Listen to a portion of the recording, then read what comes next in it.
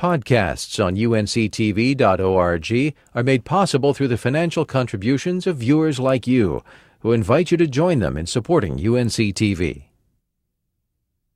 The Pauli Murray Project at Duke University focuses on the life and accomplishments of the late Reverend Dr. Anna Pauline Murray. She was a civil rights advocate, co-founder of the National Organization for Women, and the first African-American woman to become an Episcopal priest. Her legacy is being honored this weekend through a production called To Buy the Sun. Lynden Harris, Barbara Lau, welcome to North Carolina Now. Thank you. It's a pleasure to be here. Barbara, I'll start off with you. Give our viewers a little bit of background about Pauli Murray and the Pauli Murray Project. Sure.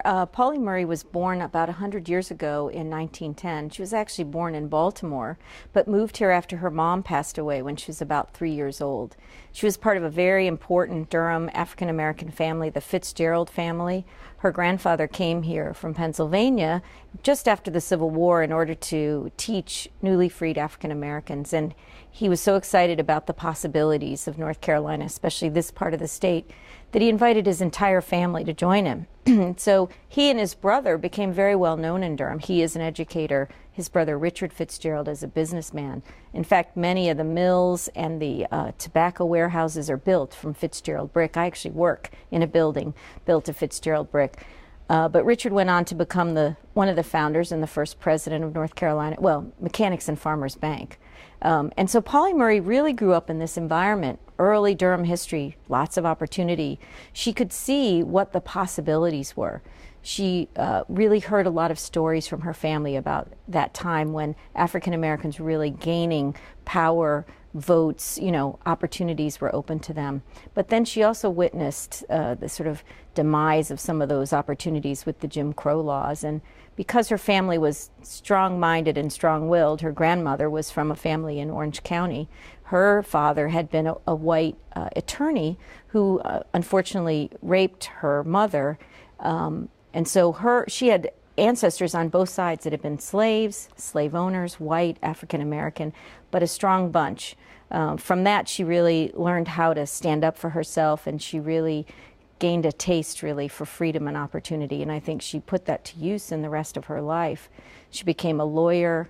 She was a poet. She was one of the founders of the National Organization for Women, and perhaps best known as the first African-American woman to become an Episcopal priest. But she was a prolific writer, and I think if left to her own devices, she would have been a writer her whole life. She wrote a very important book about Durham called Proud Shoes, the story of an American family. Now, Lynden, you're the founder and as well as the director of Hidden Voices, and you're also directing a production called To Buy the Sun, which is about Pauli Murray. What intrigued you about getting involved in this project? Well, it was really exciting for me because the organization that I run, Hidden Voices, we had done a project a few years ago with the African-American communities in Chapel Hill and Carborough. So I knew about Pauli Murray because I knew about her grandmother and the connection to the Smith family, which were the largest early benefactors of the university there. So, once I heard that the Pauli Murray Project was considering developing a play about Pauli Murray, I was just right on board because she was a fascinating woman and she had such an amazing history. As Barbara said, she had African-American roots, white roots, and Native American. So she sort of represented the face of the future, and she was aware of that herself. So she carried that tradition forward with great consciousness, and a knowledge that she was marking a way into history.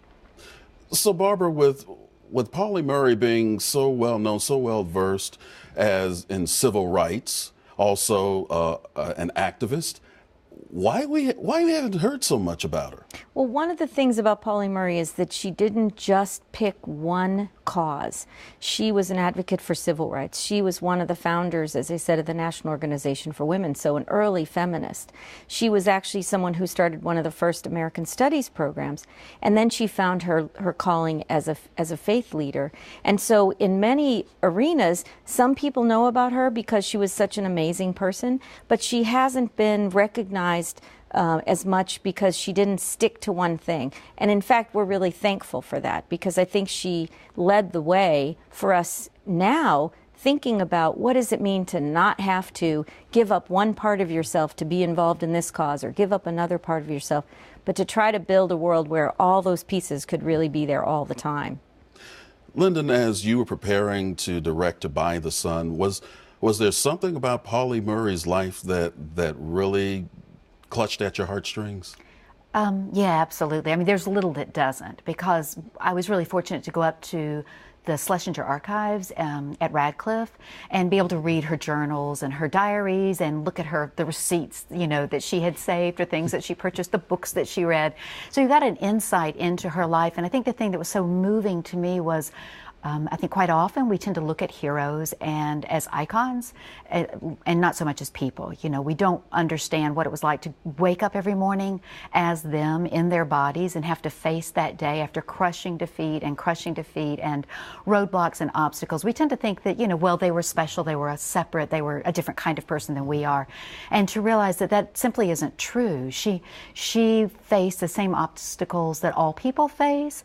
She just determined to push through them. But she felt the same emotions, the same pain, the same challenges. And I think that speaks to each of us, and challenges each of us. Barbara, right now, the story of Pauli Murray has hit a major milestone, a centennial. What are some of the things that are going on to celebrate? Well, we've had a wonderful birthday celebration last November. We have this play, To By the Sun, that's just been very well received. We were just approved for a state historic marker, so we'll be installing that later this year.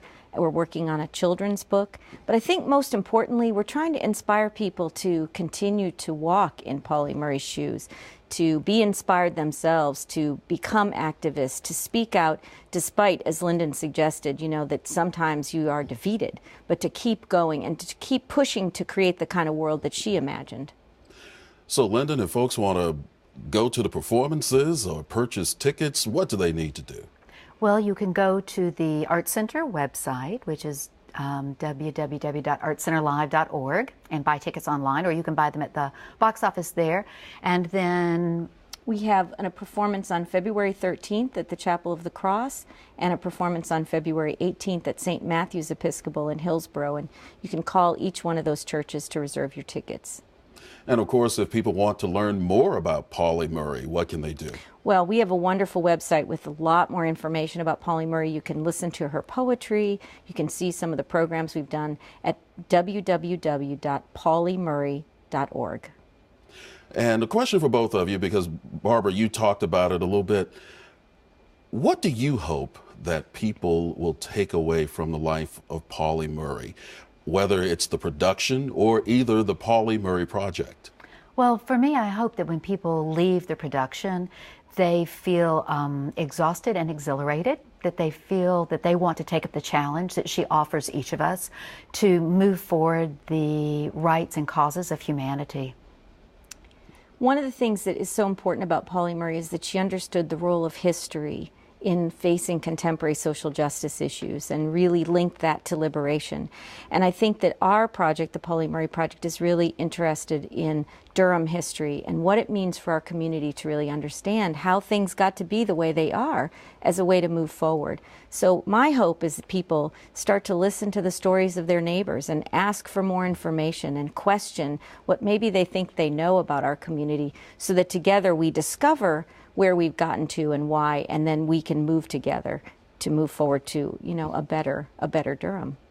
Barbara Lau, director of the Pauli Murray Project at Duke University, and Lynden Harris, the director of Hidden Voices, and also the director to By the Sun. Ladies, thank you for stopping by and talking with us, and continued success to both of you. Thank you. Oh, you're welcome. Podcasts on UNC-TV.org are made possible through the financial contributions of viewers like you, who invite you to join them in supporting UNC-TV.